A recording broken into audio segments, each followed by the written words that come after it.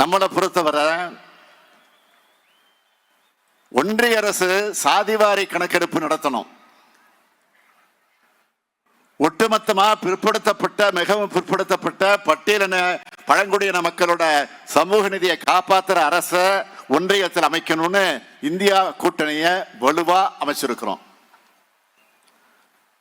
அந்த வகையில இந்தியா கூட்டணி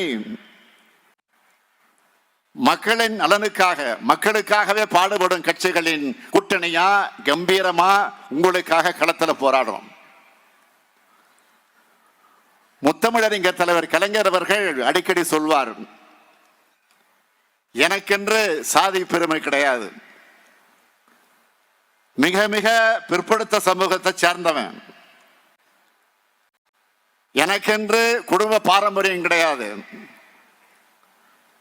ராவ் பகதூர் திவான் பகதூர் குடும்பத்தை சார்ந்தவன் என்று கூறக்கூடிய அளவுக்கு பெருமை எனக்கு இல்லை, கல்லூரி பட்டம் எனக்கு இல்லை, நான் புகுந்ததெல்லாம் ஈரோட்டு பள்ளியும் காஞ்சி கல்லூரியும் தான், நான் பட்டம் பெறாதவன் என்றாலும் பகுத்தறிவு பணியாளன், சாதி பெருமை இல்லை என்றாலும் அண்ணாவின் நீதியை என் சாதி என மதிப்பவன் நான் முத்தமிழறிஞர் தலைவர் கலைஞர் அவர்கள் சொல்வார்கள். தன்னை ஒரு சாமானியன் என்று அறிவித்துக் கொண்டு சாமானிய மக்களுக்காக ஆட்சி நடத்தினார் தலைவர் கலைஞர். 1969 முதலா பிற்படுத்தப்பட்டோர் நலத்துறை, ஆதிதிராவிட நலத்துறை, அந்த மக்கள் பயனுடைய தனித்தனி துறையை உருவாக்கியவர் தலைவர் கலைஞர் அவர்கள் தான். கடைசி உட்கார்ந்து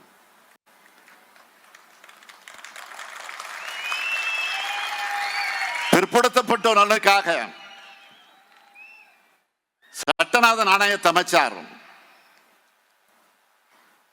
அந்த ஆணையத்தோட பரிந்துரைகளின்படி சமூக நீதிக்கு புதிய பாதை அமைச்சார். கொங்கு வேளாளர் கவுண்டர் சமுதாயத்தை பிற்படுத்தோர் பட்டியலில் சேர்த்தார். கல்வி வேலை வாய்ப்புகள்ல பல்வேறு வாய்ப்புகள் அவங்களுக்கு கிடைச்சது. கொங்கு வேளாளர் கவுண்டர் சமூகத்தினர் இன்று முன்னேறி இருக்கிறதுக்கு முக்கிய காரணம் அதுதான். இன்னொன்றையும் பெருமையோடு சொல்லிக்கொள்ள விரும்புகிறேன். அதே போல் ஆதிதிராவிட சமூகத்தை சார்ந்தவர்களுக்கு 18 விழுக்காடும், பழங்குடியினருக்கு 1 விழுக்காடும் இடஒதுக்கீடு வழங்கி அவங்களோட முன்னேற்றத்திற்கும் உறுதுணையாக இருந்தவர் நம்முடைய தலைவர் கலைஞர் அவர்கள். நம்முடைய திராவிட மாடல் அரசு தான் புரட்சியாளர் அம்பேத்கர் பிறந்த நாள சமத்துவ நாளா அறிவிச்சோம். ஆதிதிராவிட பழங்குடியினர் ஆணையத்தை புதுப்பிச்சோம். பட்டியலின மற்றும் பழங்குடியின மக்களுக்காக ஒதுக்கப்படும் நிதி வளர்ச்சி திட்டங்களுக்கு முறையா செலவழிக்கப்படுகிறதா என்பதை கண்காணிக்க தமிழ்நாடு ஆதிதிராவிட மற்றும் பழங்குடியினருக்கான மேம்பாட்டு செயல் திட்ட சட்டம் கொண்டு வந்துள்ளதும் திமுக அரசு தான். இப்படி ஆதிதிராவிட மக்கள் பழங்குடியின மக்கள் கல்வி, பொருளாதார மற்றும் சமூக நிலைகள்ல உயர்த்த அனைத்து முயற்சிகளையும் இந்த அரசு கவனத்தோடு மேற்கொண்டு வருது. வன்னியர் சமுதாய மக்கள்